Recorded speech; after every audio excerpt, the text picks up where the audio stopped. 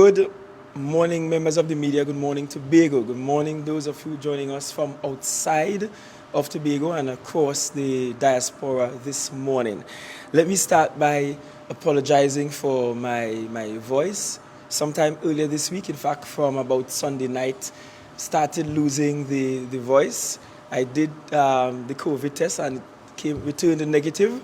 Notwithstanding, I have been ensuring that I still keep healthy distance as I do seem to be battling some sort of flu. So apologies for the voice at the very start, and I hope you can hear me loud and clear.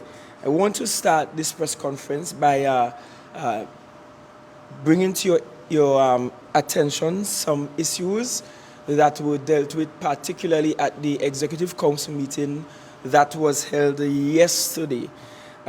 Number one, we discussed extensively yesterday the matter with the airport and the residents that are affected and that are required to move, and the residents, in particular those that receive letters requiring them to move by the 15th of September.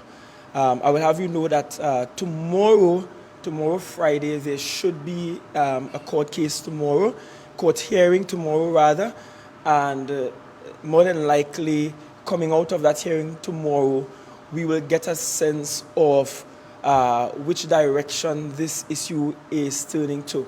I will let you know that the residents, those that are affected at this present time, they have asked the court for an extension of 6 months. The Tobago House of Assembly agreed with that extension of 6 months because that will allow us the opportunity to, in the most humane way, facilitate people being moved. I could tell you that the state agencies from out of Trinidad, they have not agreed with the 6 months, so it's left to see what the court will decide. But notwithstanding what the court will decide, there are some things that the THA, this Executive Council, has decided that we will do in an effort to ensure that those who are affected will be treated in the most humane manner. I told you some time ago that we have 3 units, 3 houses that are available to those in immediate need. I could tell you that by tomorrow those houses will be ready for occupation by tomorrow, Friday. We really worked hard on that, and we should congratulate the Division of Infrastructure for doing that. The executive yesterday also took a decision to engage to get some storage solutions for the residents that will have to move. That too will facilitate an effortless flow for those that as they eventually get to move.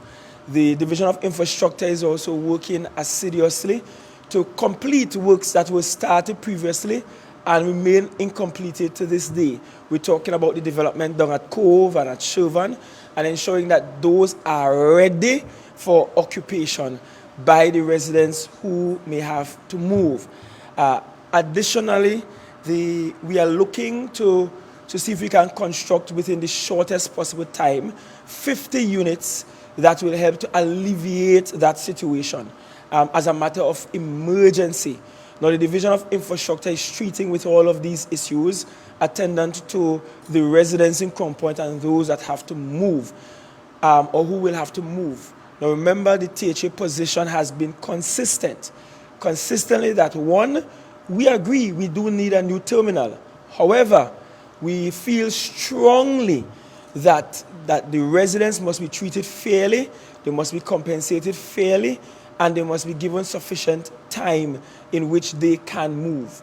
The residents, I think the group of about 7 that were issued letters, they have asked the court and asked the state agencies for a leniency of 6 months, which will facilitate their effortless move. I could tell you that some of those that are in the court case have actually finally agreed on some of the compensation that they are given. So we had some movement on that front where some families have agreed to accept what was offered because they think that price was good, and there are others who have not yet agreed, but are engaging in the negotiation because they think that what is being offered is insufficient. While all of that is happening, I wish to take this opportunity again to appeal to the central government and the ministers involved and the Prime Minister to ensure that we allow for the most humane movement of people. We are talking about taking lands from families and in other words, dispossessing them and turning them out on the streets. And we have to be careful that in this process that we don't destroy the social fabric of that Crown Point area. Be that as it may, I shouldn't move on from this issue without, sharing with you one of the stories shared by one of the residents who eventually accepted the offer. He said to me that his family had to give up lands for where the current terminal is sometime in the 1980s. And his family, they weren't compensated. They haven't received their compensation as yet. His parents are now dead. And so he was fearful that the same thing will happen again. He has now accepted because he thinks the offer that is being given to him now is a fair offer, and that check was lodged with the courts, so he has that assurance, and so he decided that he will move accordingly because he now accepts the offer. But they are asking for leniency of about 6 months because some individuals, it's not just about packing up, some want to save things like the windows or the roofing and some critical material components that they believe will assist them in their rebuild. And so we support that call by the court from members of the area for the additional 6-month window that is being requested by the residents that are there. So again, we expect that court case sometime tomorrow. The residents have asked the court and asked the state agencies for a 6-month leniency. We in the THA agree with them because we feel in that 6 months we could complete the works at Cove and Shervan. We can even take on the gargantuan task of getting some housing units completed in time to facilitate them. And so we wish to, no doubt, also reiterate their call and their ask for that 6-month window. Also, please note, and moving on now, please note that the works at the Castara Road is well underway, and the roadway is open throughout the day today and well into the night to facilitate the activities there in Castara. Part of the Independence celebration was to take place in Castara last week Thursday. That was not possible because the road was impassable at the time, but they have done an amazing job thus far. I was there on Tuesday morning with the workers looking at the work that they have done. And let me pause to commend the actual employees in the Division of Infrastructure. Because it's not private contractors doing the bulk of the work. Now we have to engage private service providers to get equipment to do the work. But it's really the division's employees that are doing this great piece of engineering on that Castara Road. And it reminds me that this administration is on the right path in terms of entrusting some of our biggest engineering challenges to the actual employees in the division of work, the division of infrastructure. We all accustomed calling them works. The division of infrastructure, because they are proving that they can work even in such emergencies. And not only is the roadway in Castara there receiving some attention, but where we are experiencing that significant depression on the link road between Roxborough and Bloody Bay, that too is receiving some attention. There are tower lights there now so that motorists will be safe driving through that area in the night. And so I needed to bring that to your attention. The also discussed yesterday at executive is the fact that the Bloody Bay Beach facility the facility there has to be closed, and it has to be closed because it's in a serious state of disrepair. The division is preparing to do all the repairs that are necessary, but unfortunately we have had to close it for the safety of workers and visitors to this space.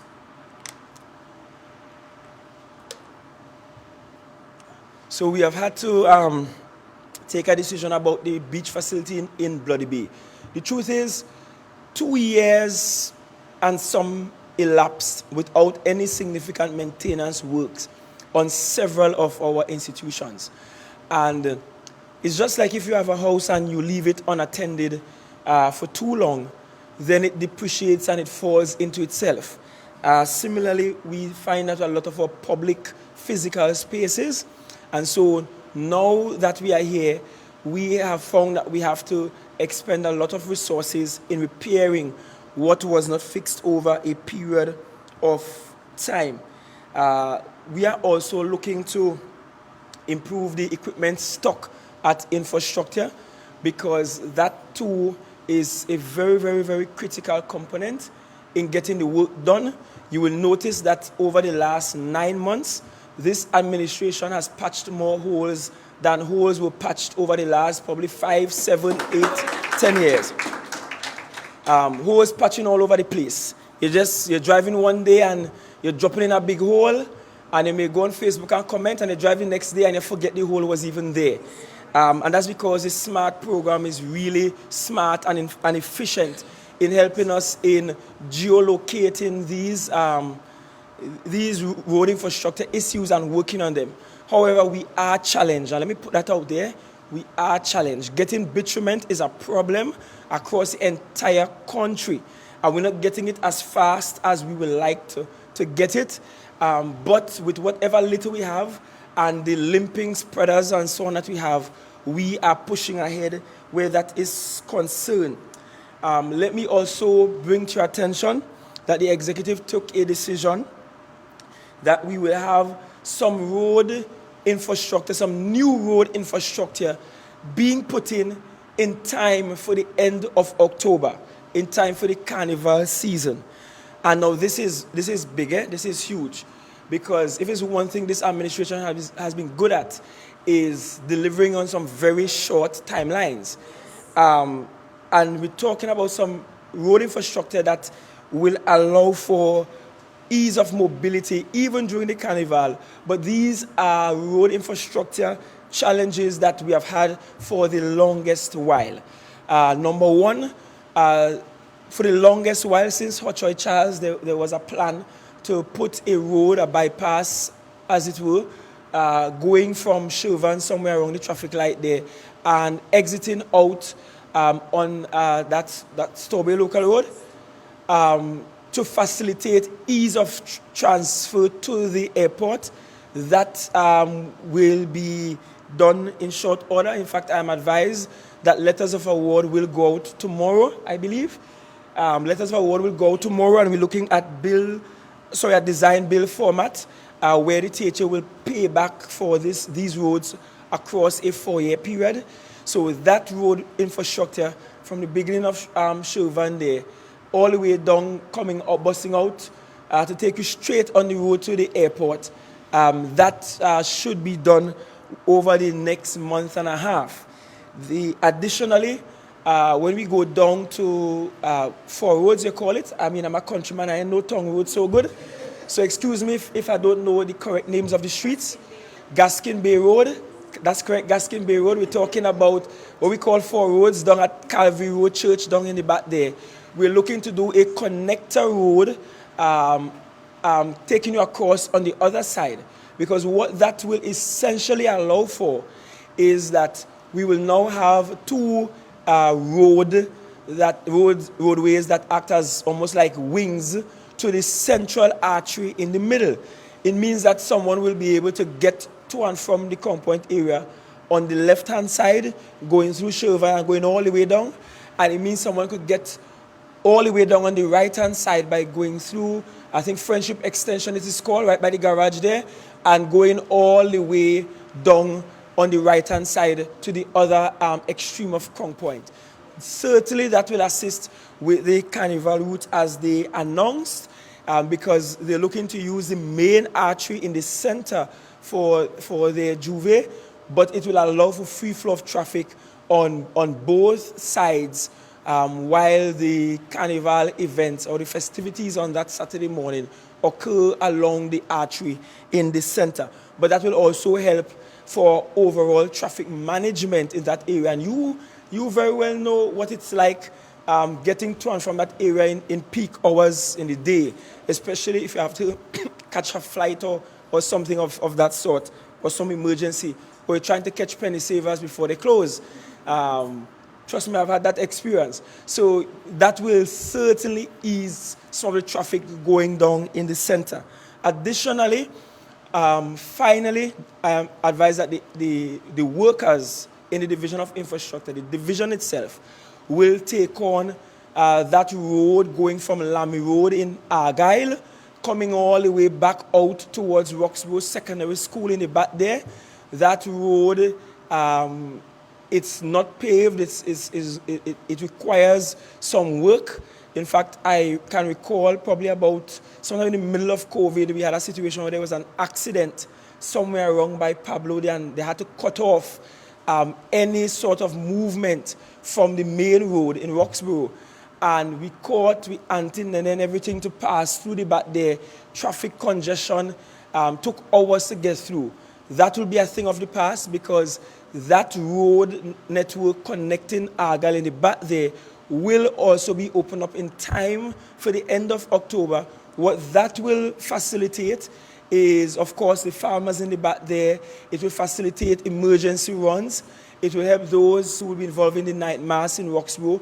All the traffic can be diverted through that road in the back, and everywhere from where the bank is thereabout in Roxborough all the way back down to Argyle can be utilized freely for the night mass, and that will facilitate the movement of traffic seamlessly all the way in the back, coming across by the Police Youth Club and down Station Hill by the gas station there.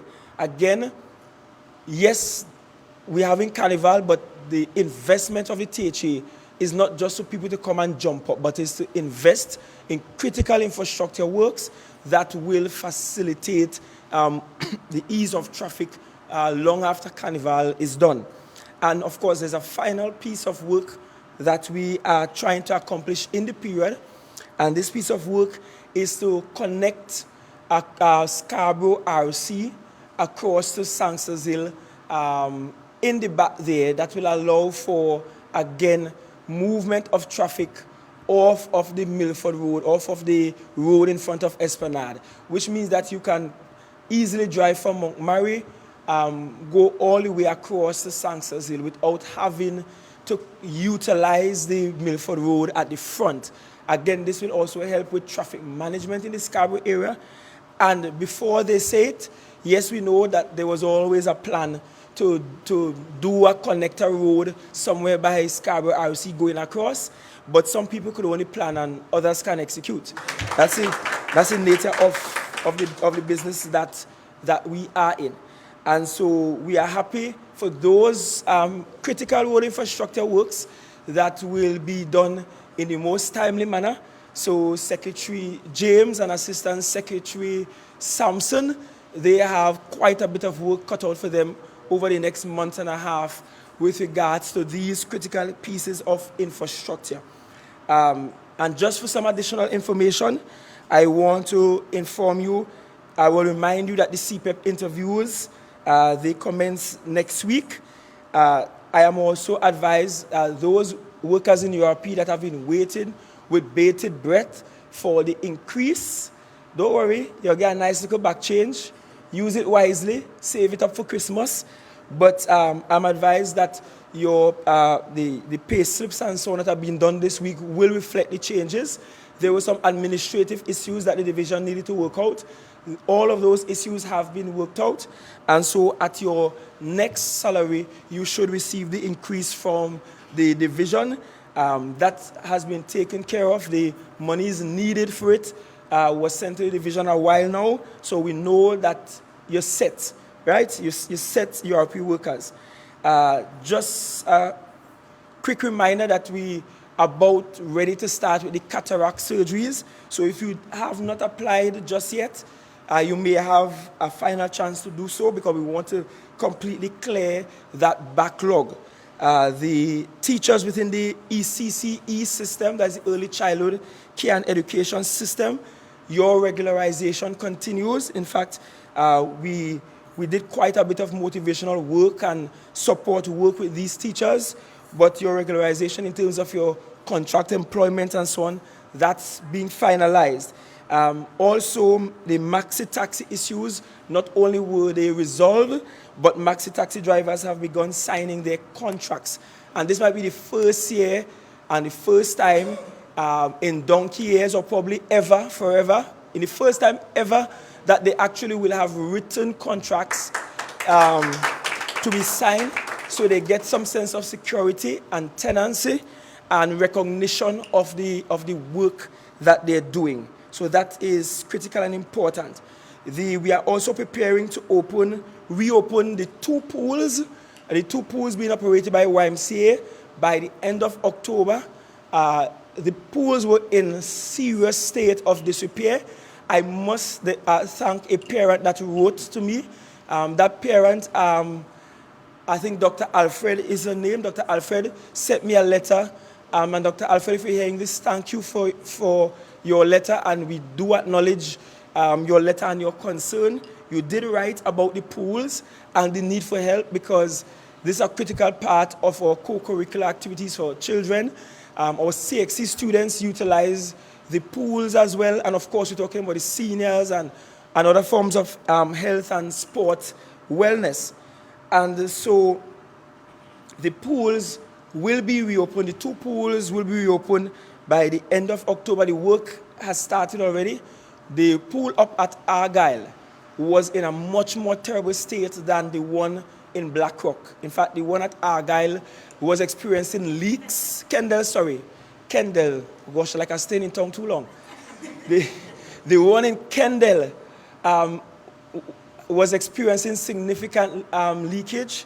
We're talking about the roof was caving in on itself, vines growing all over.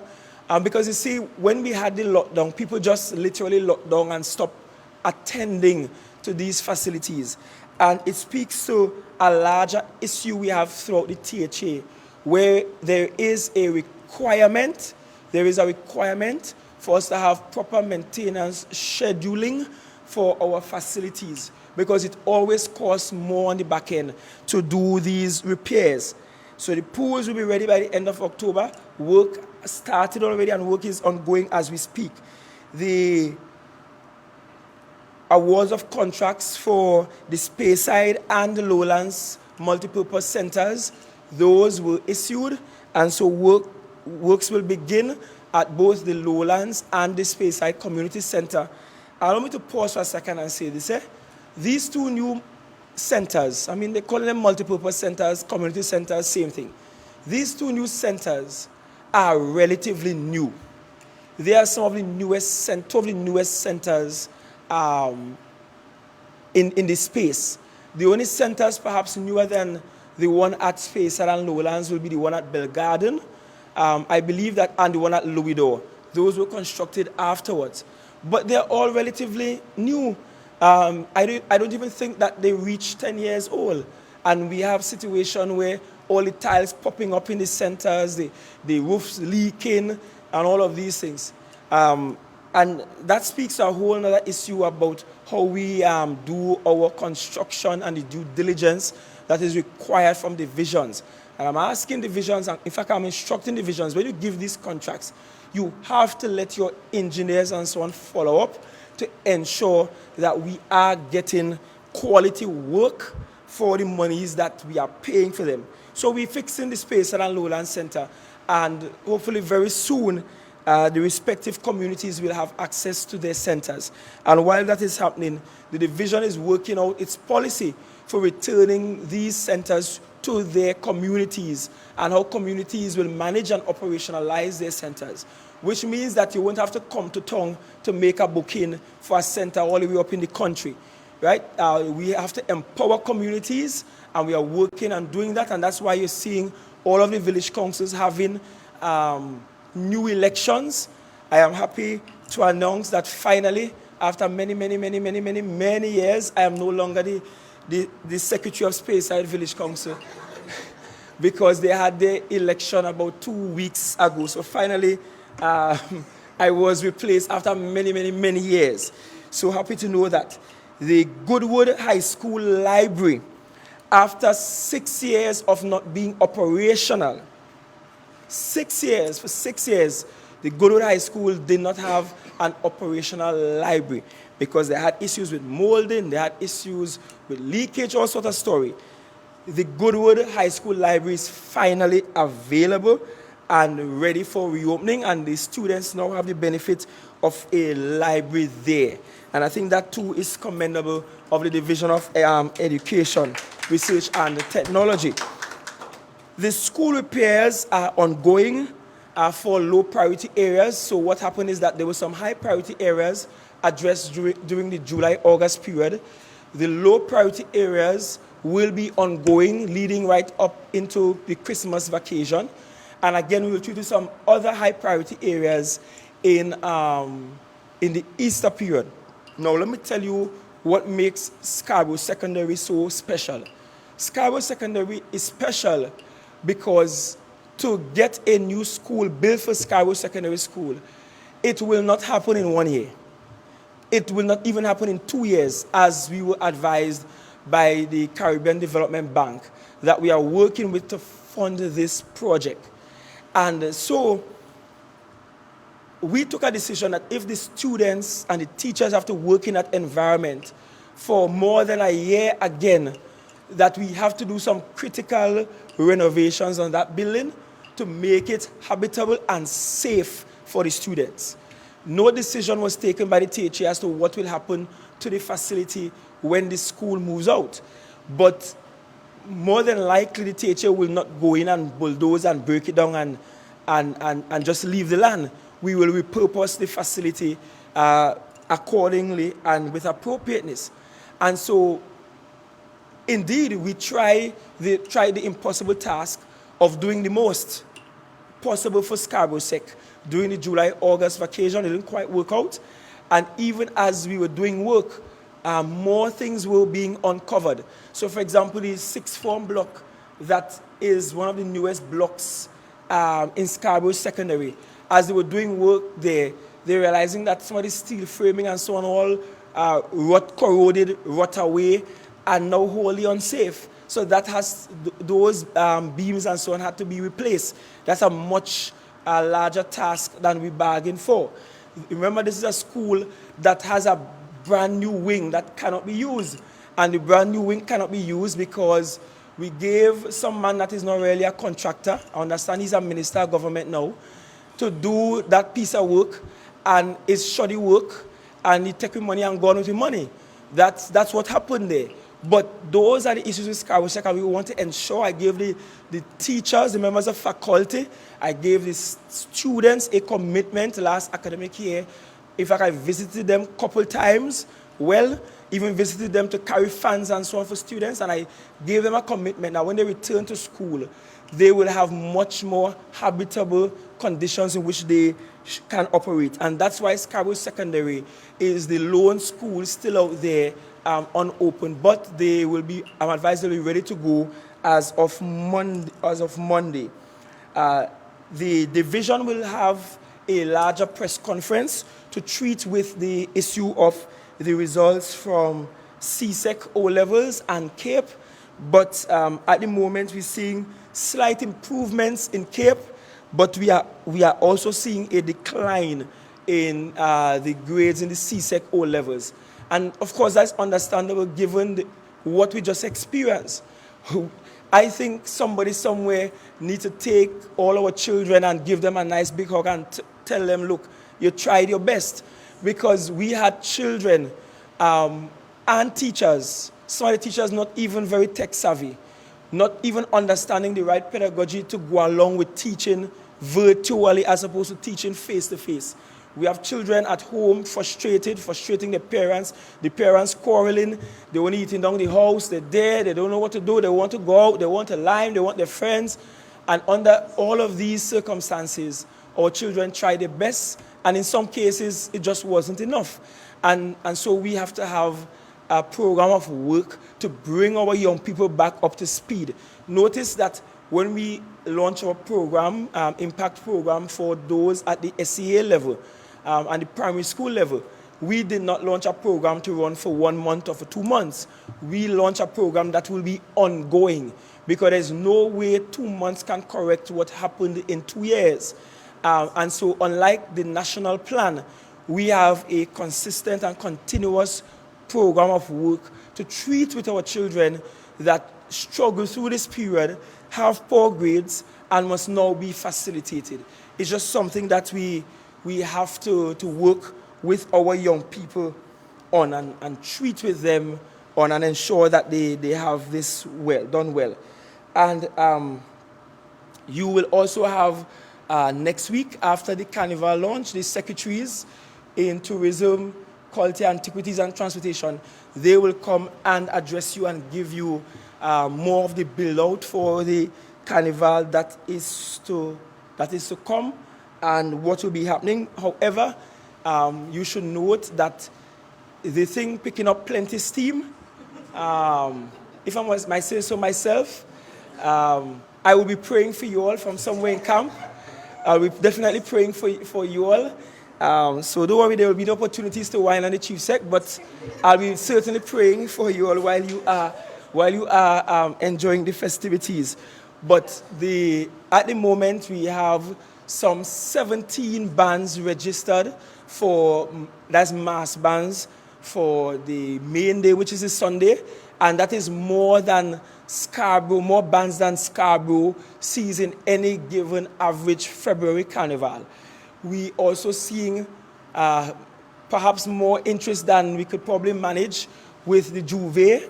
The night mass as well is seeing significant interest, and already instead of having interdepartment, the divisions themselves are preparing to represent themselves as divisions at the night mass up at Roxborough. And so you're seeing a lot of movement in the space. Promoters have gone ahead and have engaged artists from far and wide, and made to understand one private promoter has gone as far as somewhere to the continent to engage. That's not my business to announce, but the private promoter will deal with that when that time comes. And so finally, I want to move to an issue that I'm certain has allowed quite a number of members of the media to be here today. You ain't trickling in 2 and 3, but you're coming in your numbers, and I've seen the hands raising even before question time. So I know that's why you're here. But I needed to dispense with a lot of those issues, those developments within the space.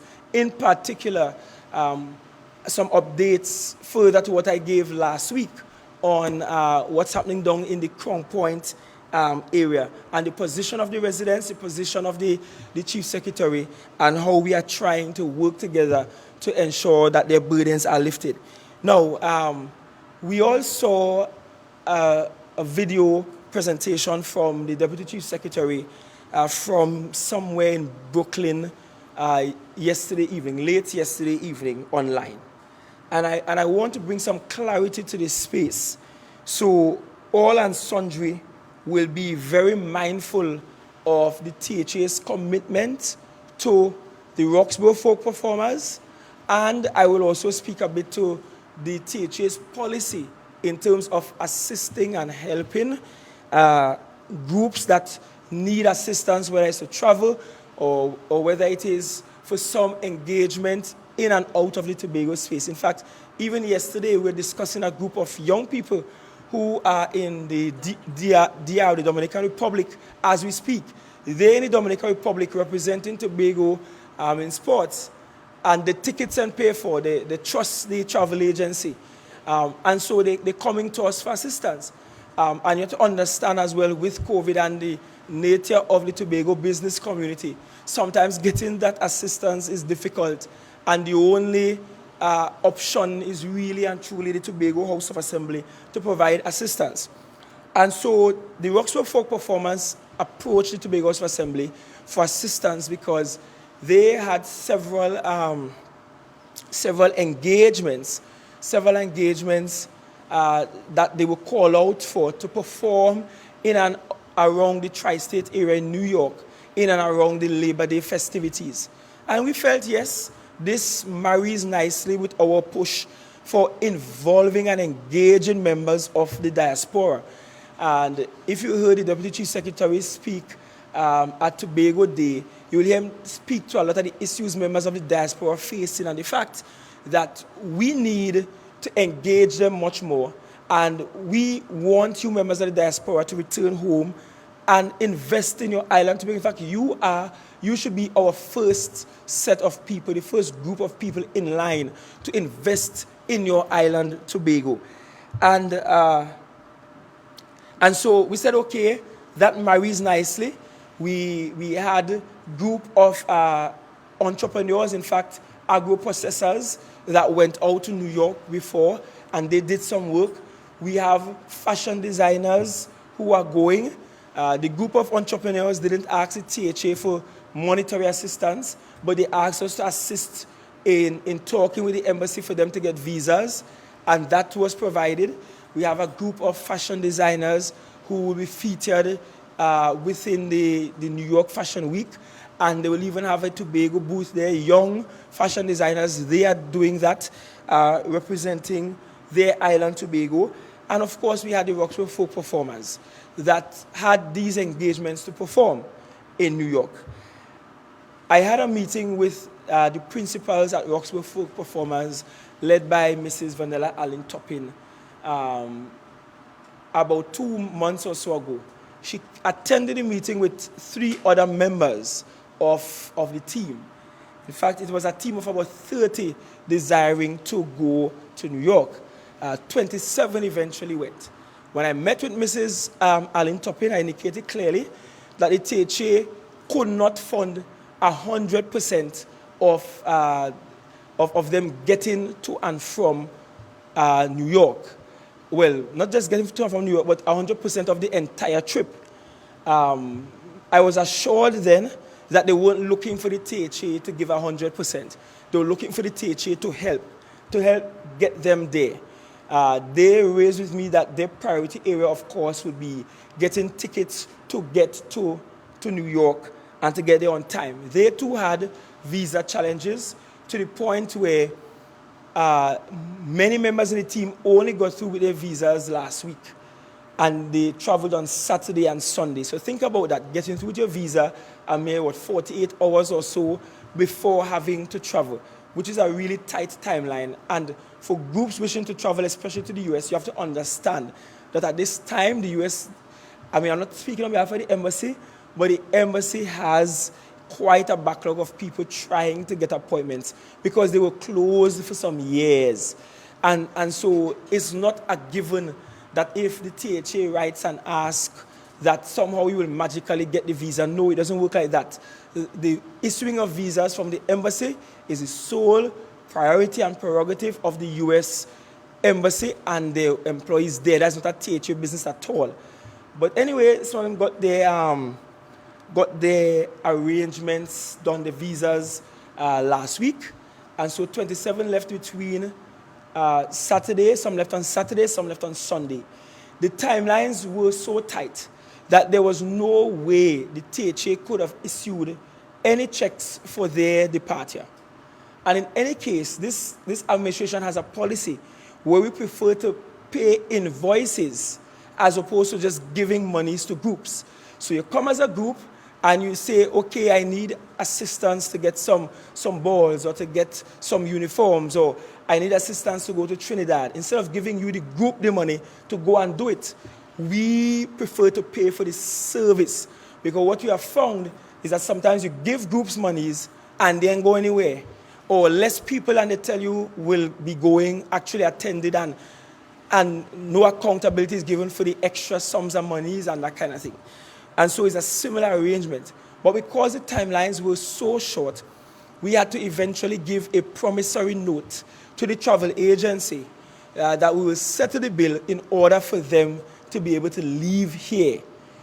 Before the team left here, Mrs. Allen Toppin assured us that she had their accommodation booked and everything was in place for where they were to stay.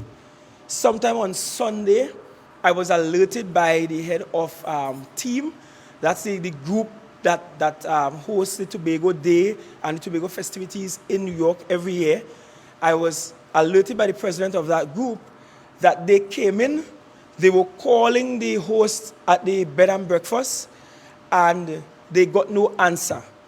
They got there in the night and they just couldn't get into the place. The place was locked up, and eventually a church rescued them and allowed them to sleep in the church for the night. So when I heard that, I said, but we can't, notwithstanding the fact that I said to this group, we can't fund all of your exploits in the US. I said, you know what? We can't allow Tobagoans to sleep on the streets. By this time on Sunday, somebody gave them a basement that was not prepared to host visitors, and certainly not 27 visitors.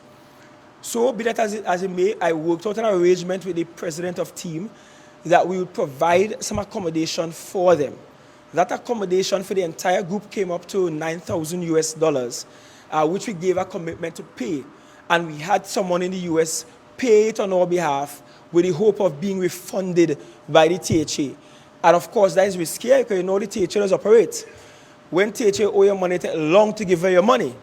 But be that as it may, that was all in an effort to ensure that this team in the US, the Roxborough Folk Performers, that they were able to at least find some place decent to sleep and be able to go on their errands and meet their appointments, the appointments that were required for them across the period that they were there. Because at the end of the day, they are Tobagonians out there.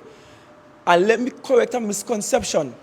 The THA did not send them. The THA sponsored their trip to the US. If the THA is to send anybody to the US, the THA has to pay per diem per person. We know that. So we did not send them, but we sponsor them. And I'll tell you how this experience will result in some policy changes. You see, you live and you learn. Now, I will tell you that for the flights to and from New York and their accommodation together, everything so far comes up to $400,417.50. So this is a $400,000 commitment from the THA to this single group. Remember, we also have several other groups, and I already explained that to them because we have groups you need to give some subsidies to. I'm looking at Tobago football, I'm looking at cricket, and I'm saying we need to increase the amount of subsidies to these organizations so that they can run their activities well. We have groups traveling all over the place, and we're trying to help some here, some there, but for nobody are we trying to give 100% of the cost. We're trying to help. And so yesterday at around 5:34 p.m.,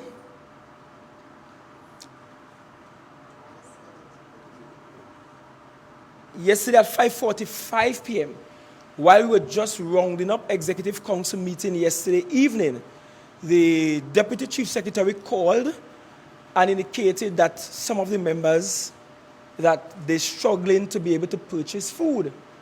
And so I said, but how is that the case? Because if you're a group and you're going, and I communicated to you in person that we're sponsoring this thing, I would think that for the things that we're not covering, you will try to cover yourself. But then he indicated that, of course, when they came in and the place they booked wasn't available, and I, in fact, spoke to Mrs. Allen Toppin after I spoke with the DCS, and she indicated that the host of the facility where they were supposed to sleep at only called us sometime the next day to say that she was at a party somewhere and didn't hear the phone ringing. Right? We did not make any bookings for anybody because it's not a THA-owned trip. It's Roxborough folk performers going out to New York. Yes, they're representing Tobago there, and that is what justifies us giving them some support. But certainly, it has to be with good measure. But notwithstanding, the DCS called and complained about the fact that while they could not find accommodation, some of the members used their monies to go and pay for some places to stay, and so now they were running short of monies for their own meals.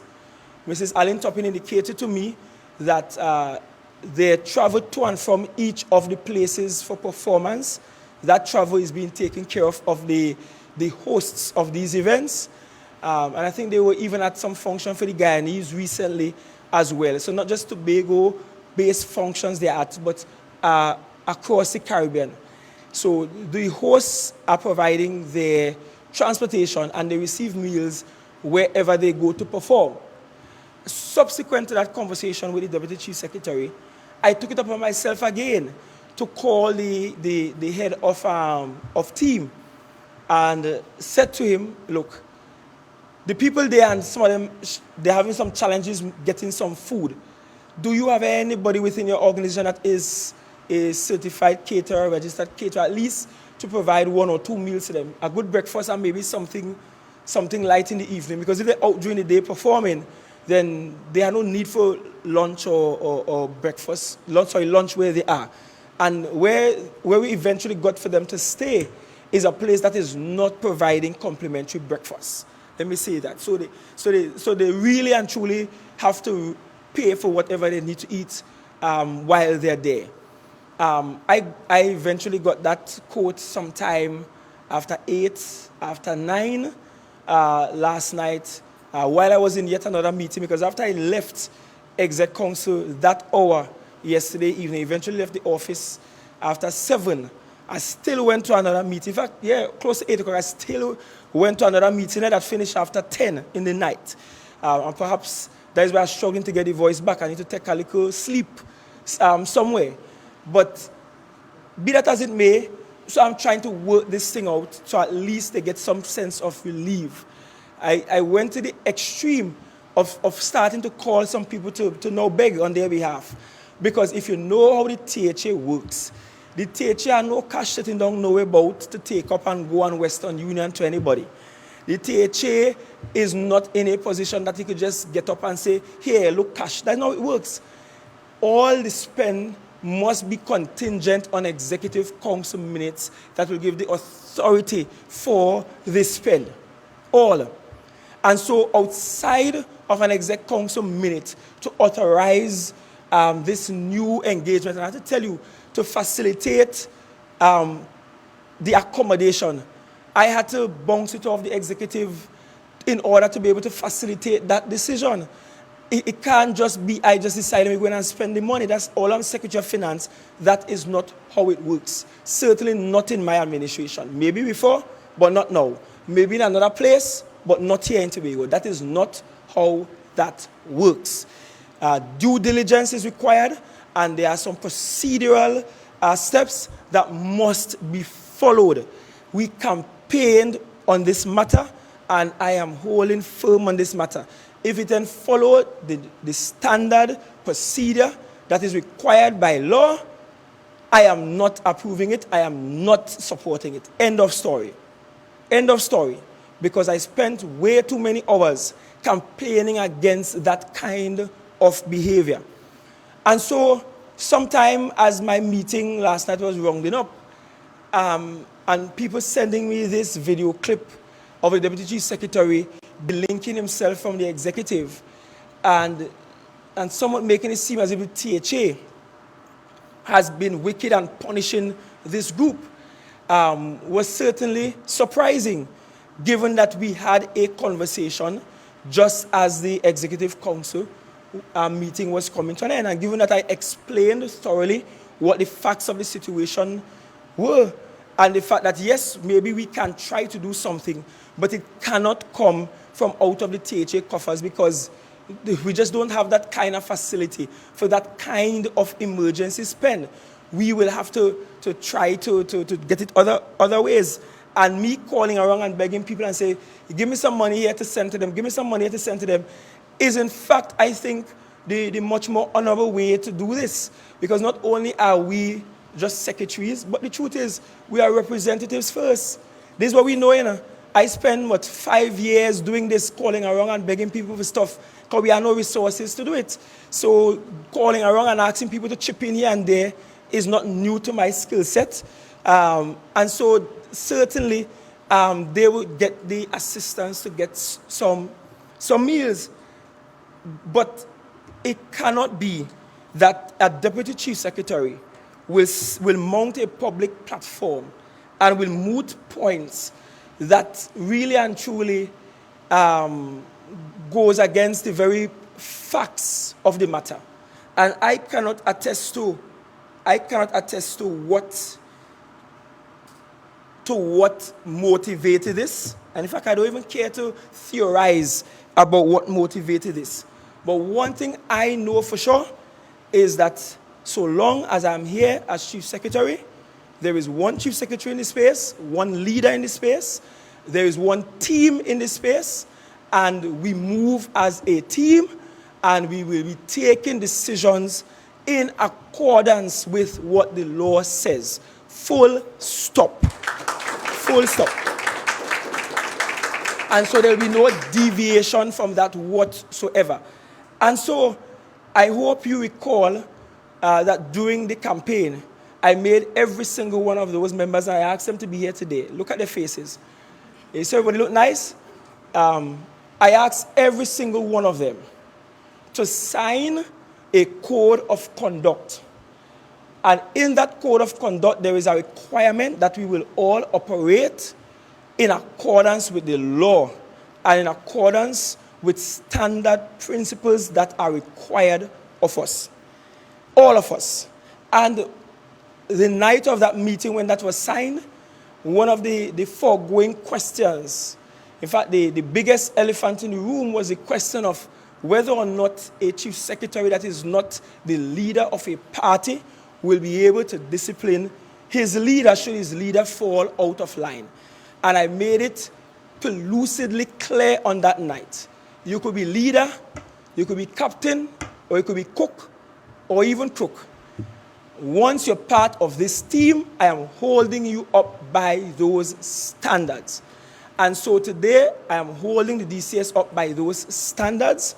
I want to make it very publicly clear that immediately post this press briefing, a review of the DCS's portfolio and the assignments or the areas assigned to him will be done. And I assure you, before the end of the weekend, you will get some press release indicating what the decision is insofar as treating with the unfortunate and the ill-advised briefing of the DCS in New York that went very ultra what the actual facts are. The facts are that to date, we have assisted this group to the tune of $400,417.50.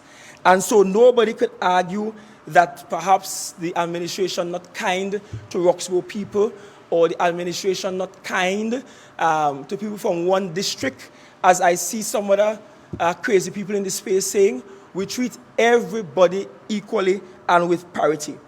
Let me remind you of the areas under the purview of the Deputy Chief Secretary as was approved.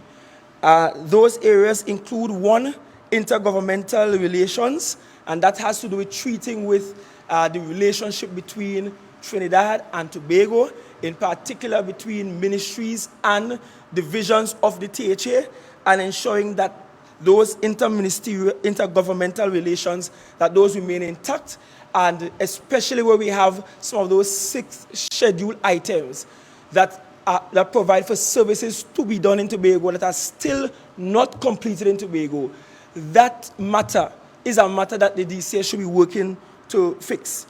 the DCS also has responsibility for diaspora relations. And that's because when we campaigned, we made a pledge that for the first time in the history of the THA in almost 42 years, will be 42 years this year, we actually will be making a concerted, a deliberate, and a strategic effort in reaching out to members of the diaspora, in ensuring that we keep them close and that they feel like they could come home and participate in the Tobago economy. Also under his purview is foreign direct investments, or FDI. So he has the opportunity to court as many investors as we need on this island. We need investors for hotels. We need investors to partner with us on major public infrastructure, for housing works, for marinas. We don't believe for a second that we could do it on our own. And given what might be the intention of those in Trinidad, we may never get the kind of budgetary allocation for capital development as we will need. And so we needed to have someone in the most disciplined manner attract for Tobago FDIs. We also built in, for the first time within the THA system, a THA-wide policy monitoring and evaluation unit under the purview of the DCS, which means that the DCS should be going across the divisions, checking up on the policy decisions made at the executive and ensuring that they're being implemented. Because I could tell you in this space, it have things that we approve as an executive since January, February, and all now it can't get done yet. All now, people have notes sitting down on the desk, authorities sitting down on the desk, just not doing the people work. And so having that kind of robust M&E will result in ensuring that when we pass decisions at the executive, somebody's going on the back end and following through. He was also given an energy bureau. So we separated the energy bureau from the division that treats with natural resources because we felt that that was so critical to Tobago's argument for autonomy, so critical to Tobago's argument for greater subventions from out of central government, that needed to get some attention, right? And of course, he will have his regular administrative support. All of this under the purview of the DCS. These are the areas of responsibility assigned to the DCS. And I will say as of now, I will be reviewing all of those responsibilities to ensure that they are in line with our mandate and thrust for making Tobago the greatest little island on the planet. That review certainly is within my purview as your Chief Secretary, because I'm the only person authorized by law at this moment to decide what responsibilities are given to which secretaries. So therefore, under my responsibility, I will review those responsibilities assigned to him, and by tomorrow, I will let you know what responsibilities he will have, if any at all. That's a decision I will be making before the end of the day and after I have conversation with the rest of the team. But we cannot have people speaking untruths in this space, people misleading the public about some critical things. Because if you listen to the DCS, you will assume that we just put them on a plane and send them out there and gave nothing. I'm sure all of you looking now, all of you are shocked to know that the assistance is to the tune of $400,000. All of you. That is a lot. Some groups don't even get that much. In fact, some groups don't even require or ask for that much. So that is a lot. But we understand that in order for Tobago to move, we have to shift some of our policies. In the past, we placed all our marketing efforts for the island into one basket, which is the basket under tourism. All our efforts. We pay marketing companies big money. We pay Virgin and BA big money. We pay all sorts of big money, and nobody come in here.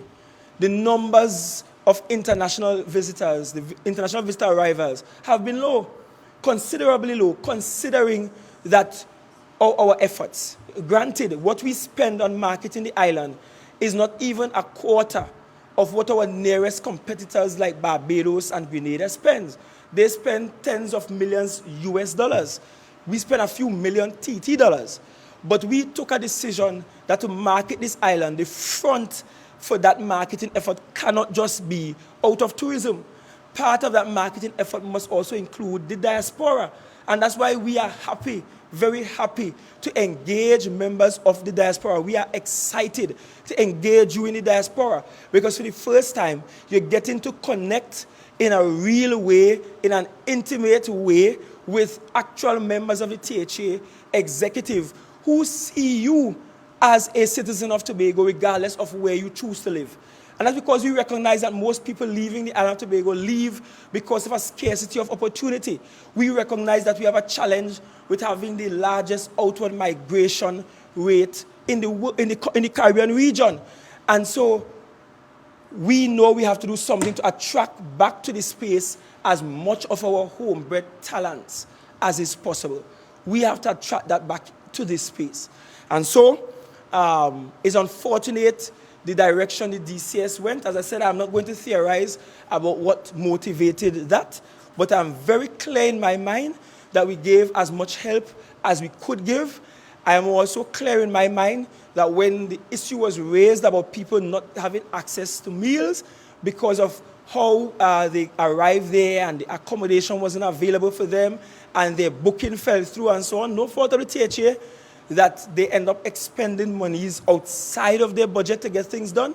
And I also acknowledge that I made intervention on that front, calling the right people to try to organize this thing for the citizens of Tobago, because regardless, they are citizens of Tobago. And the truth is, I am not even blaming them. I'm not blaming them. As a matter of fact, I will have you know this, after I met with Mrs. Allen Toppin and her team, and indicated that we cannot sponsor in full, I subsequently met with the DCS and instructed the DCS to take up this matter and to manage this process for them because he's in charge of diaspora relations. That's not the office of the Chief Secretary. So naturally, it falls under his purview to which a vote was assigned and all of those things. And therefore, this should not have been happening. And if he's out there with them, as he is, because he returned and then he went back again for meetings with the mayor of New York and Al Sharpton and a couple other persons in the space, as the DCS out there, his responsibility is to try to coordinate the efforts to alleviate their pains, not mount a platform and behave as if you have to mount a campaign for them to get the assistance. You are part of the executive too. And so you have to take some responsibility for helping them out. Notwithstanding, the commitment of the executive to them was not to just carte blanche, a carte blanche kind of support. Notwithstanding that they are in a crisis, they need some help, that's what the THA is here for. You spoke to us at the end of the executive meeting. And by the way, DCS, when I called you, I had you on speakerphone for those in the room to also hear the conversation and understand the gravity of the situation being meted out at the point in time with those in the area. And so I want to be able to say to all of you that we have been helping. We help them to the tune of 400,000. There's a need for food. I reach out to some principals in New York to assist. And my information is that they are, in fact, assisting as we speak, so they are getting the help. So the same chief secretary called before he even made a video, reached out and ensured that that help was meted out to them. Because one of the good things about this diaspora thing is that we're creating a network so that we have any Tobagonian there. Because we understand, yes, there's a consulate in New York for our citizens, and there is an embassy in Washington, D.C., and we have embassies and consulates and high commissions all over the world. We understand that. But once upon a time, there used to be a Tobago desk at all of these consulates and embassies. That was removed, right? Somebody thought it wasn't wise to give a Tobago desk at these stops. In the absence of that, we have to create this sort of a network of our diaspora people, so that wherever our people are, in whatever challenges they may encounter, they are assured that the THA from Tobago could call somebody out there or somebody across there to give the assistance that is needed. But certainly know that this THA will not send anybody to the US or anywhere for them to starve. I will never do that. And let me tell you how much I will not do that. As a matter of fact, in terms of how I operate, wherever I go, I stop to ensure that even those workers with me, those service providers, that they get things to eat. Where even if I'm not eating, I stop in to make sure they eat. So all the security with me, the driver with me, I ensure that they eat. Because very often we forgot them. So much so to the point that when I was at the Agro Expo, we went all day. And I was up and down with the dignitaries and so on. And it's only in the night I remembered or realized that the driver and the security didn't eat. And I was profusely apologetic. Because it's not in my nature for anybody to go anywhere and starve. It's food. It's food. It's one place the food will go. After it provides nutrition to the body, it's one place it will go. So it's not that serious. My point is, this THA did not deliberately allow for anybody to starve out there in New York, right? No, we did not allow for anybody to starve. We did our very best. We gave handsome support. We supported handsomely. In fact, it's handsome, it's pretty, it's all kind of thing. The support we gave. And we will continue to support our NGOs and our CBOs as you branch out. So now I can take your questions.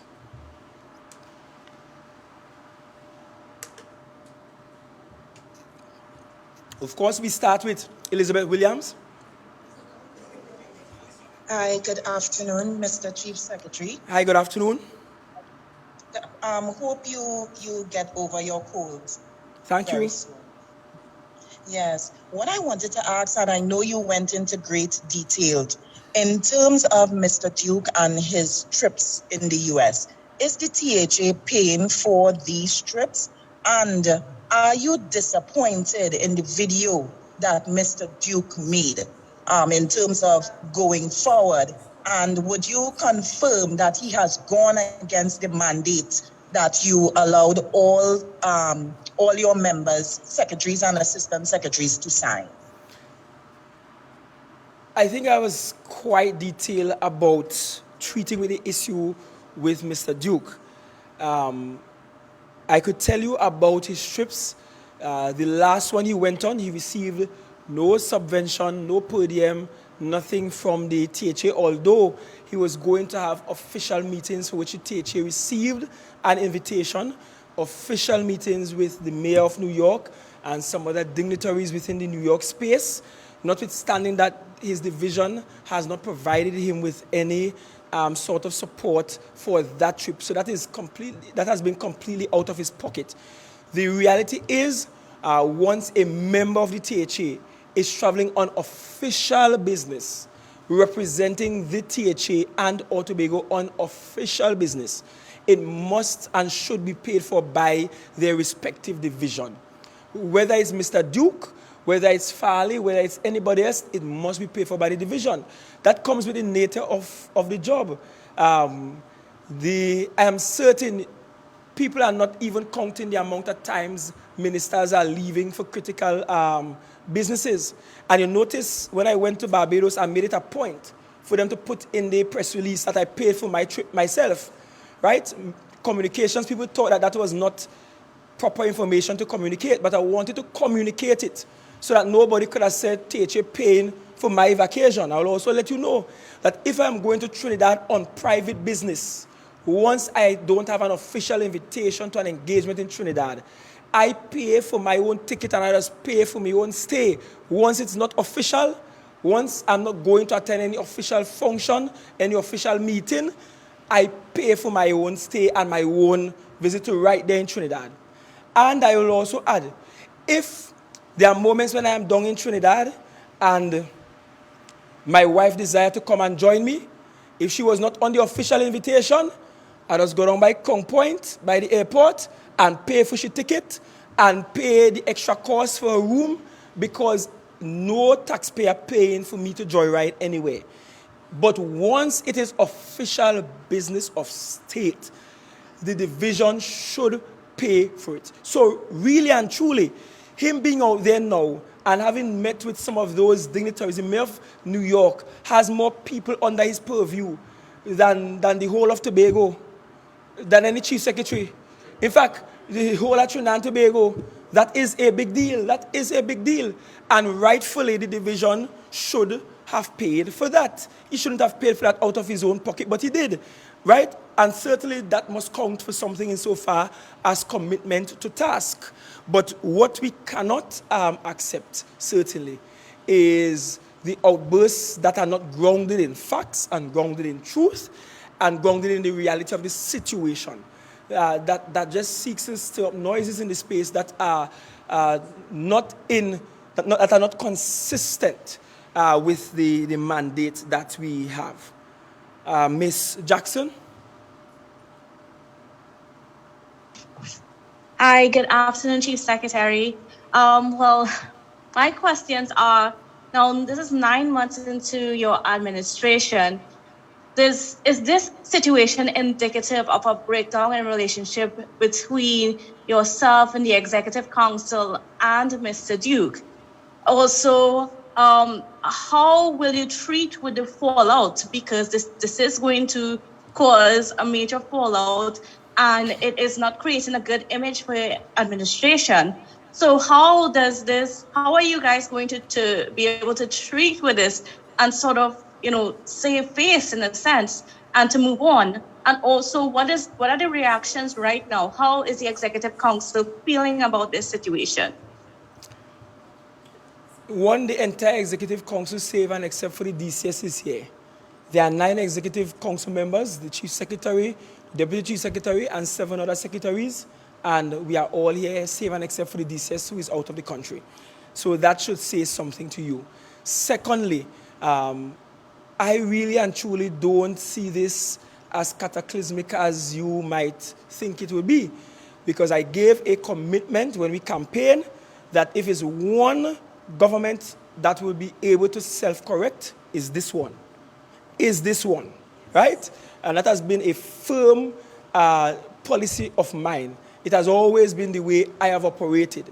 I've always operated on the wavelength whereby if I think something is wrong, I say it is wrong, and we self-correct and move on. If it's wrong, and I know it's wrong, I apologize, we self-correct and we move on. I don't see this as cataclysmic at all in terms of the governance. The other thing is, one thing God blessed us with was 14 out of the 15 seats. So God knows exactly what he was doing, exactly what he was doing. Thirdly, I don't know what face saving will be required, because when you look at this administration, we have certainly been the most progressive administration the Tobago House of Assembly has ever had. The most progressive. And let me add this to you. Some of the things we have achieved in 9 months, others struggled for 21 years and couldn't bring it to pass. In 9 months. Look at all of those healthcare workers who now getting 3-year contracts. 9 months.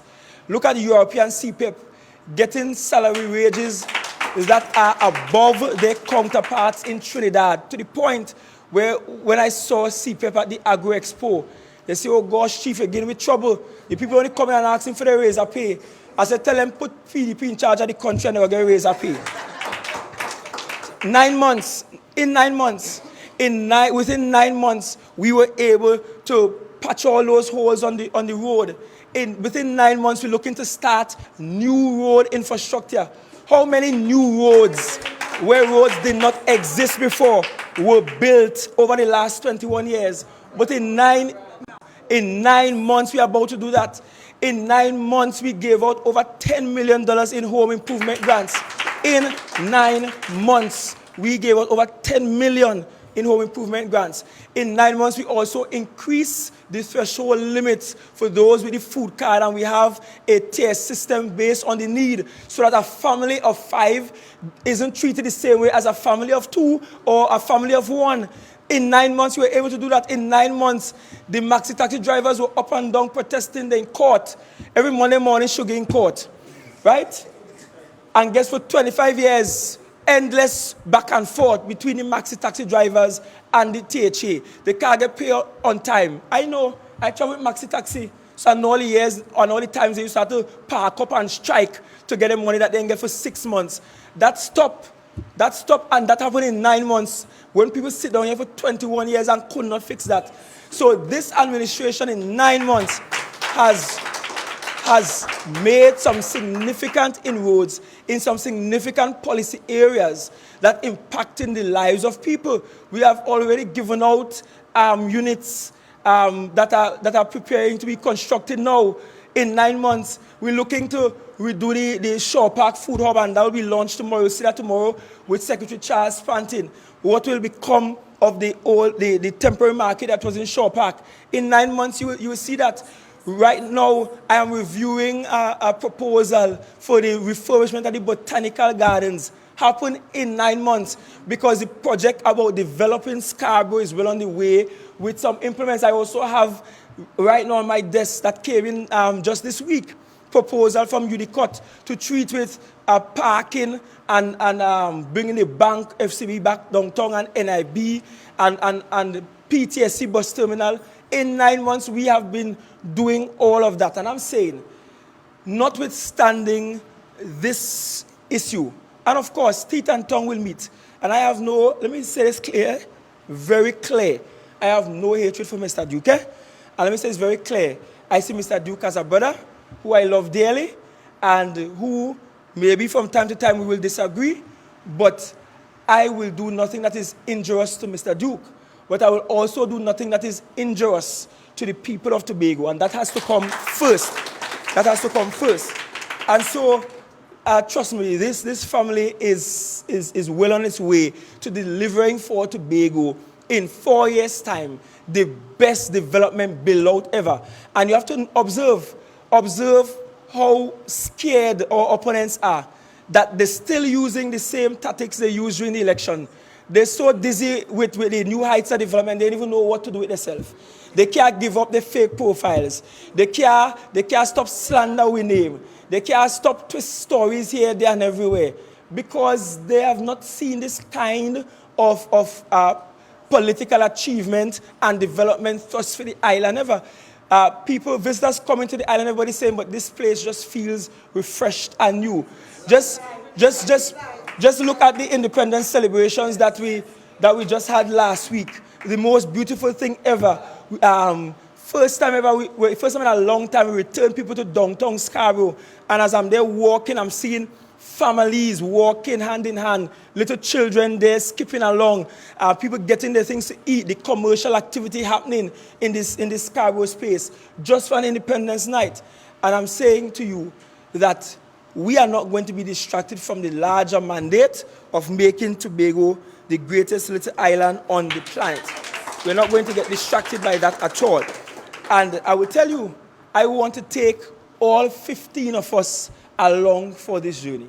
All 15 of us I wish to take along for this journey. All 15 of us, I wish that we will get to that finish line.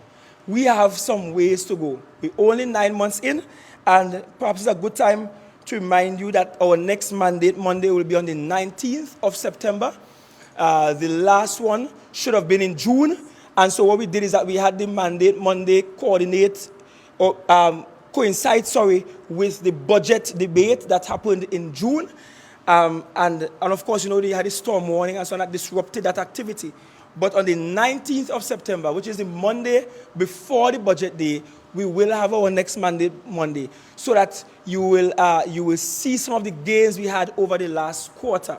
And perhaps one of the flaws that we have is that we don't celebrate our victories sufficiently. Because I'm sure if I didn't mention it today, you wouldn't know that Goodwood High School did not have a library for 6 years. And in 9 months, we did what they couldn't do in 6 years. I'm sure you wouldn't know that. And you see, because we cannot believe that self-praise ain't no recommendation, But sometimes, I guess you just have to toot your own horn and raise the signal high in politics so that people understand the kind of work that is getting done in this space. And so, thank you for that question, Miss Danielle, Shade Daniel. Yes, good afternoon, Mr. Chief Secretary. Yesterday on the Rise and Shine show, Minority Councillor Petal Benoit said that, well, it's asking for auditing on the school repair program. Could you comment on that? Okay, you were muffled for a bit, but I think you were saying something about someone was asking for an audit into the school repair program. Am I correct? Yes. All right, so yes. I think that was being asked, and that's not an issue at all. We're not afraid of any audit of any program at all.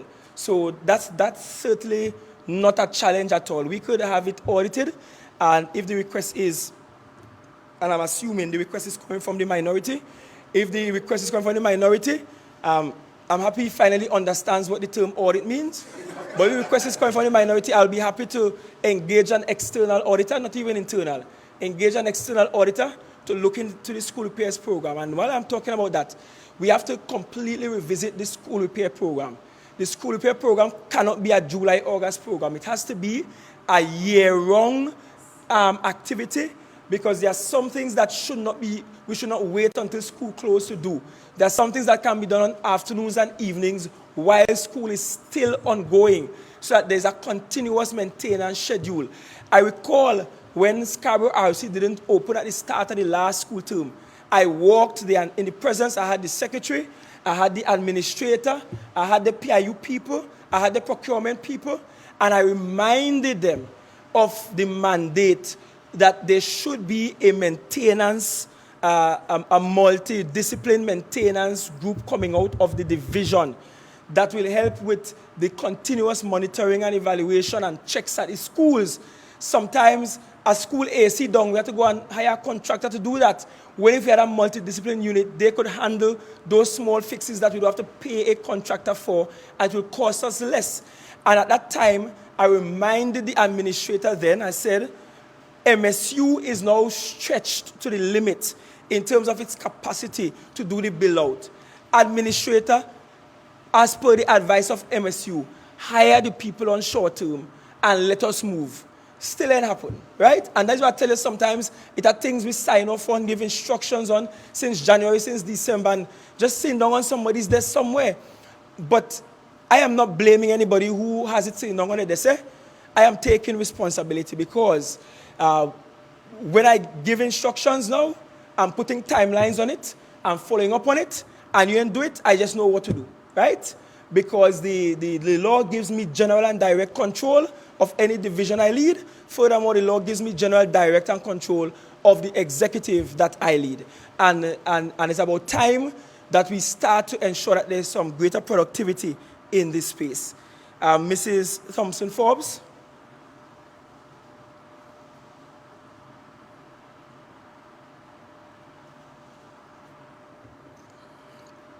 Mrs. Thompson-Forbes, not hearing you.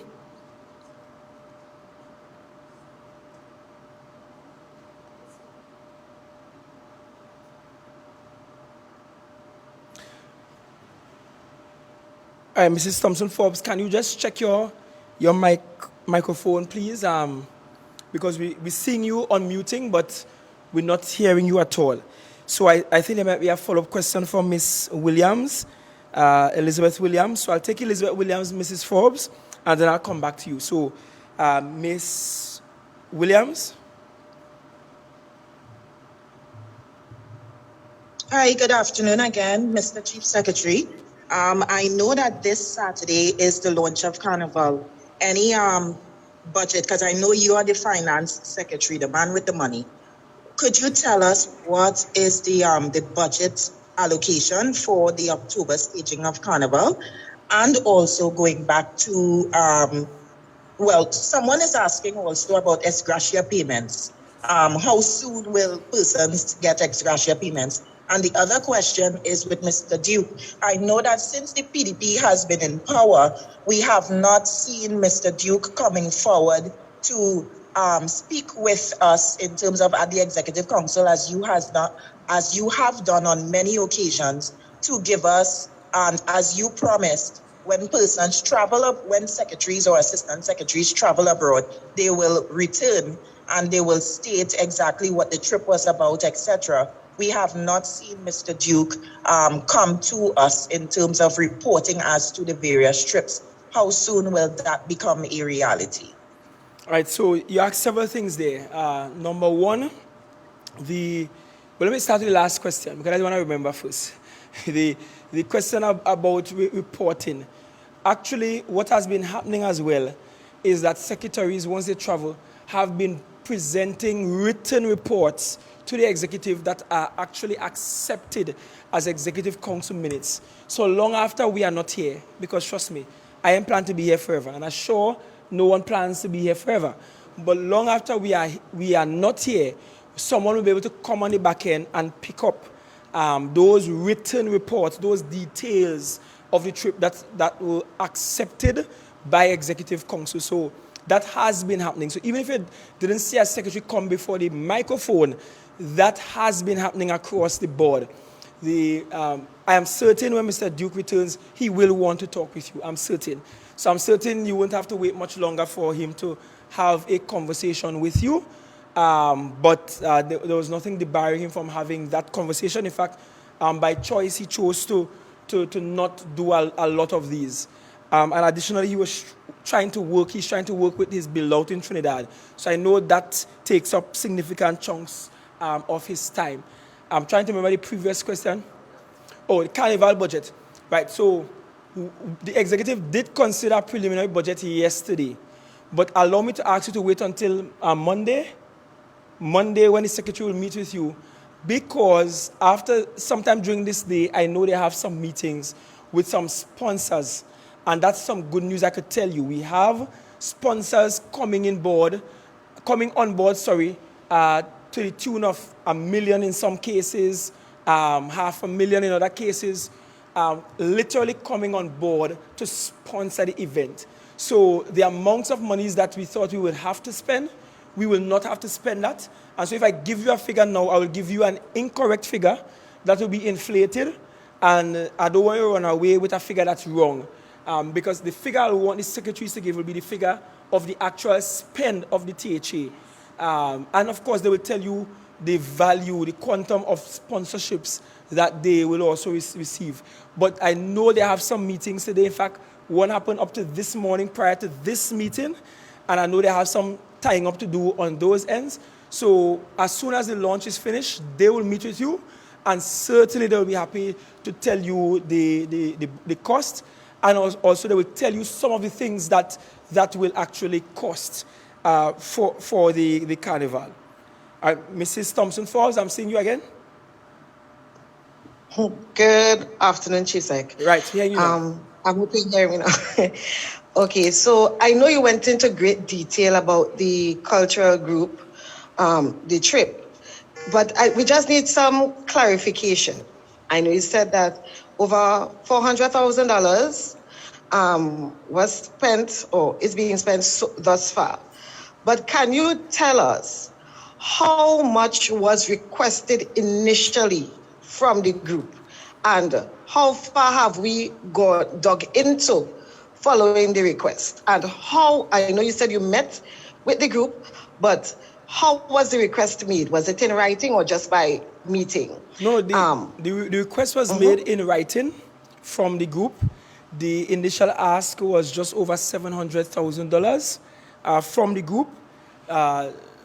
As of now, what we are expending on the group is $417.50, and that takes care of their accommodation and their air flight to and from New York.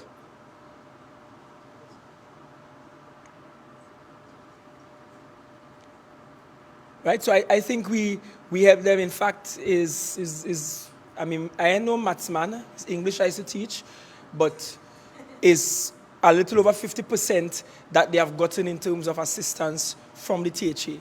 And let me say this for all groups requesting. Number one, going forward, when you come and you make requests for assistance, especially these kinds of assistance, you will need to show proof that you are able to meet the rest of expenses yourself, right? So you can't just come, as of now, you can't just come and ask and hope to get the rest of resources. We will tell you what we can give, and you will have to prove to us that you can get the others before we give you anything, right? As top priority for giving will be our school groups. Those schools going out to represent the island. Those will be top priority, right? So, I mean, just coming here, I received a message from my old school in Speyside, and I'm watching the secretary. Premier League football starting, I think, Wednesday, and most of the games will be in Trinidad. So that means that they have to travel down with the team. And the division already got a budget from all the schools and the deal, secondary schools that is, and they're treating with it as we speak. So those requests are not necessarily new or unheard of, but as a policy point going forward, we will require that you are able to prove that you can get the parts that we are asking you to get.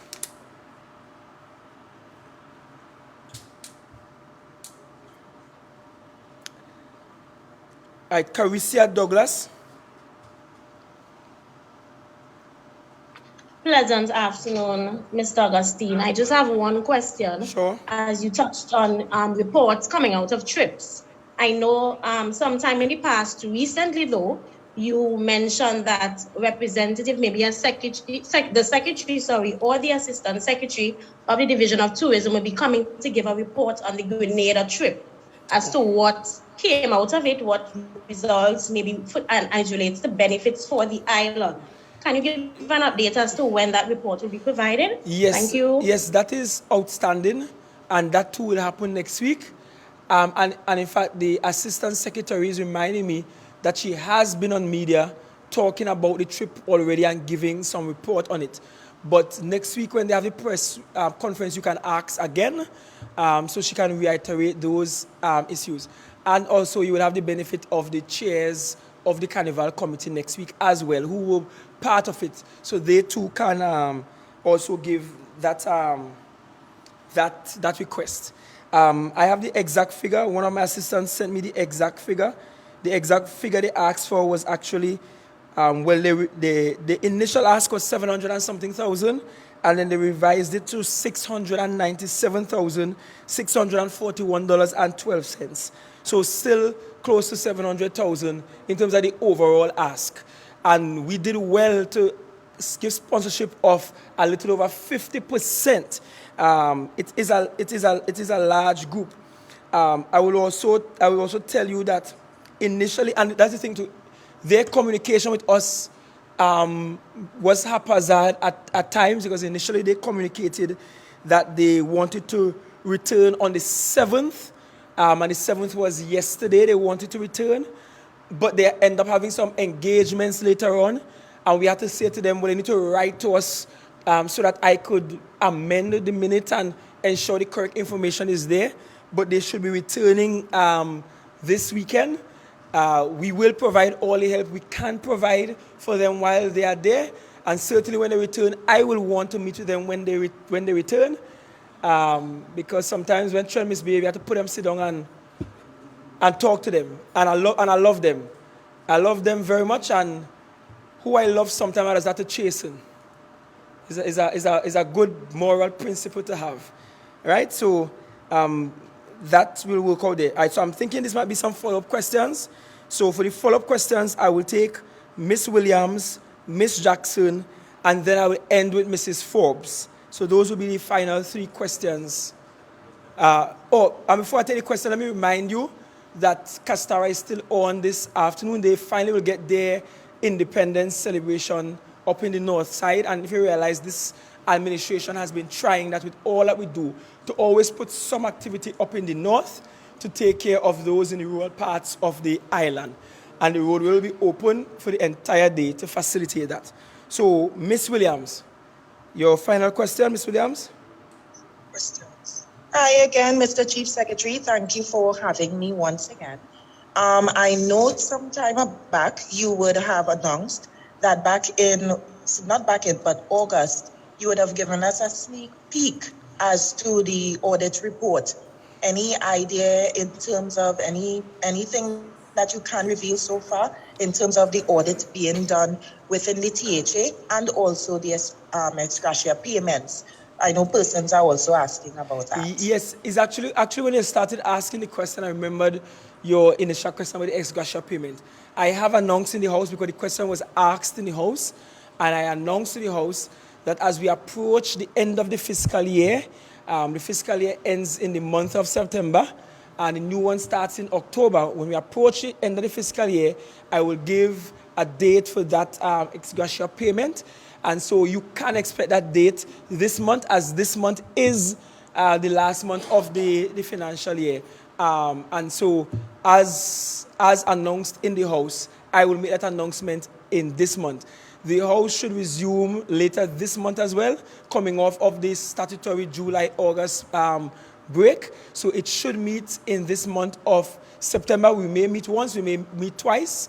We can't say immediately how that will go because as we speak, the Assembly legislature, they are doing some work in the chamber to extend the horseshoe to allow for all members to be seated around the horseshoe, because as you will appreciate, the numbers increased and we could barely accommodate everybody. But we're doing some, what they call that, ergonomics, use of space, managing space, and proxemics to treat with that matter there.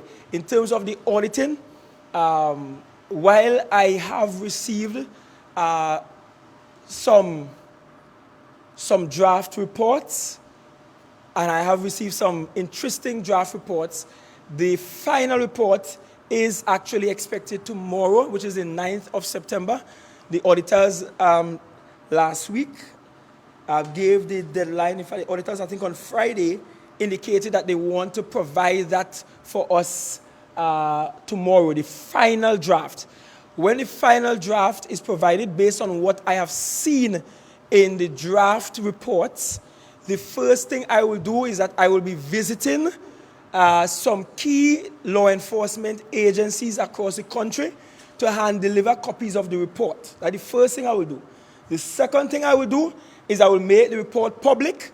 And the third thing I will do is that I will be debating this report, putting it up for debate in the House so that we can go through in fine detail the mess that was the emergency road resurfacing program and some of the other programs that we have. I will be making that available. Very true to form, I will be making it available. And I will say this, Tobago has to we have to correct our behaviors. And I'm talking in third person plural because I am here now.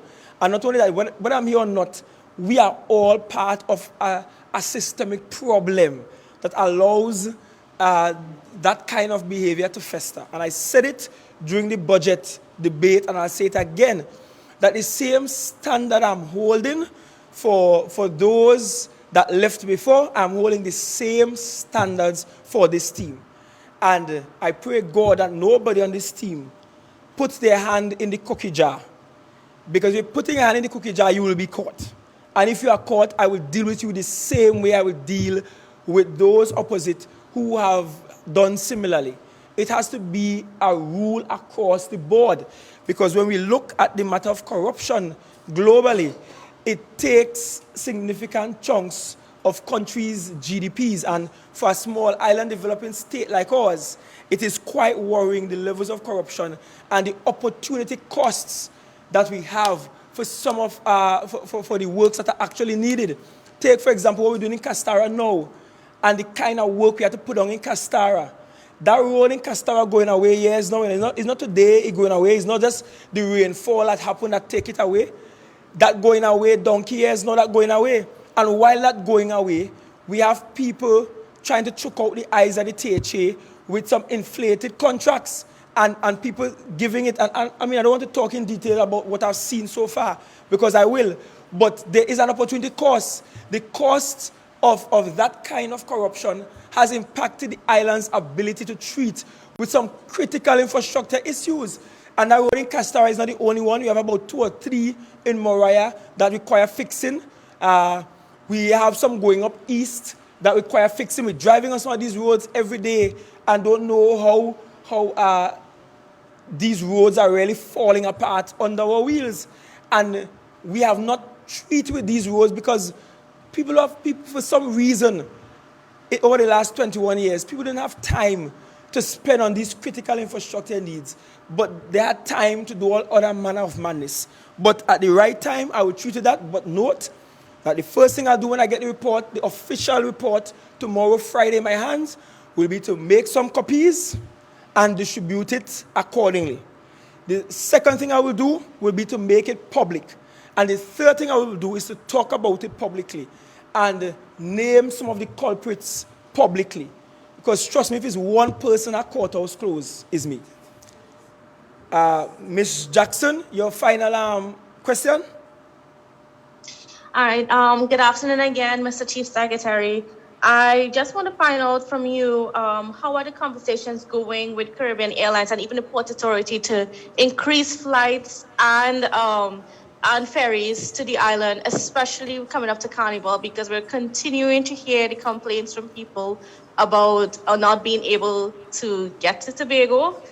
So I want to know where those conversations are at. And additionally, well, I don't know if you'll be able to use this platform to address it, but how will this situation with Mr. Duke affect the strength of the PDP itself going forward? The last question, I don't know if this is not the appropriate place to address that. I try to stay clear of the party politics as much as possible from here, right? But the first question, I could tell you the conversation already started about increased numbers of flights. We have some promises that we will have some increased numbers, not just flights, but also sailings. I spoke briefly with the chair of the board of CAL about 2 weeks ago and indicated that he had to be out of the country for 2 weeks. And when he returned, he will honor my request for a meeting, because I've been meeting and talking to the CEO of CAL and those on the executing side. But we need to have that conversation with the board to try to work it out. And you are right. The demand is extremely high. The demand is high. The economics of the thing is there. And you could see how everybody can earn and win from this. In fact, the secretary will even announce you sometime next week that already within the space, we expect a cruise ship to be here coming from Trinidad with people, just so that we could meet that shortfall in terms of getting people to the island. So people will get to come up on a cruise ship and be in the space. And so we are pushing all envelopes, all buttons, all doors in trying to open up the Tobago space as much as possible for October. But also it has to open up beyond October.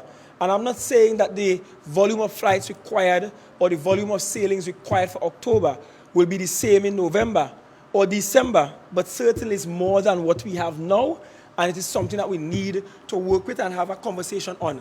Just last week, I met with the Civil Aviation Authority, and we started having conversation about other carriers that wish to come into the Trinidad and Tobago space from international destinations, how that work, what the requirements are, and we have a commitment to set up a technical team so that all the carriers, because tourism has been engaging people from all over. We have carriers from Bahamas wishing to come here, carriers from out of North America, Europe, outside of CAL, outside of BA, outside of Virgin.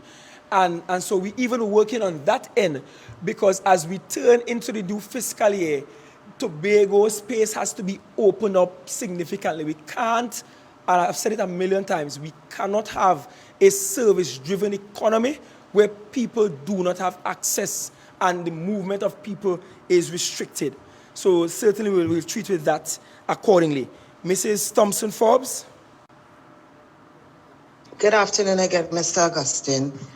Okay, so I know you said your executive would have signed a code of conduct. Is it that?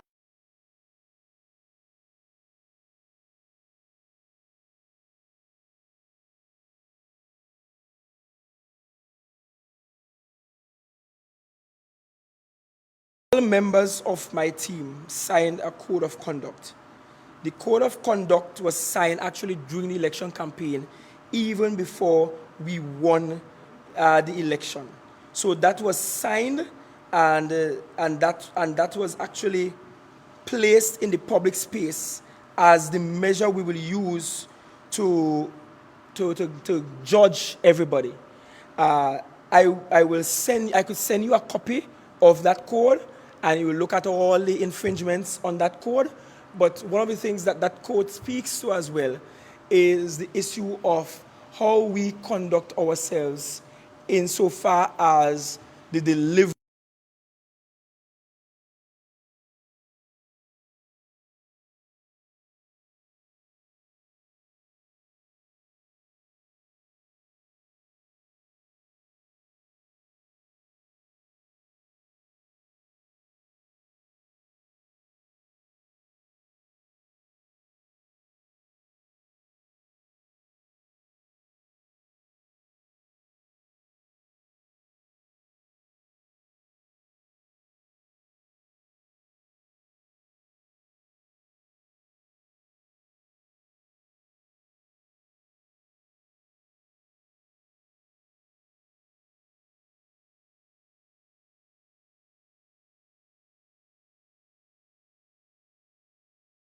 Realize that the THA did not treat anybody unfairly.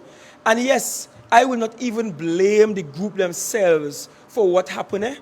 Because you travel sometimes and things just happen. Let's be real. In 2005, I was traveling to Australia. And by the time I reached Australia, all my money lost. Every cent, and it wasn't red cent, right? All my US dollars lost. And after I'd taken time and save up all my US dollars, I got a nice per diem from the government to get me US dollars, and I get me cash. US dollars wasn't hard to get like now. And I packaged me thing. When I got to Australia, I realized my envelope with all my money lost. So I am in Australia with $0, 0 cents. I owned no credit card at the time, nothing, right? And so a situation happened. So things happen when you travel that they don't cater for, and I understand and appreciate that, So I am not knocking the group at all. I'm not saying to the group that they're wicked or anything like that. No, I'm not saying that. Things happen. They made a booking for a bed and breakfast that was to accommodate all of them. They got there on the night, sometime after close to midnight, and they were there almost on the street till after 9 the next morning. They didn't cater for that. It's not their fault the person didn't answer their phone. It's not their fault the proprietor they made the booking with didn't follow up with them on the booking. And it's not their fault that some of them could not stay in the basement and had to use whatever money they had in their pocket to pay for accommodation. So now their budget run low and they don't have the meals. So I am very much appreciative of circumstances that happen that knocks us off our feet. I'm appreciative of that. But it cannot be that we're sending a signal that the THA so wicked and did not help, that we just drop them in that circumstance. It is not our fault why that circumstance happened. The circumstance happened, and we're just trying to do our best to assist them. And I have no issue with that at all. Where I take an issue, where I take umbrage with, is the reflection on this matter, as though somehow the THA just wickedly turned their backs, when in fact we have gone above and beyond in our assistance to them.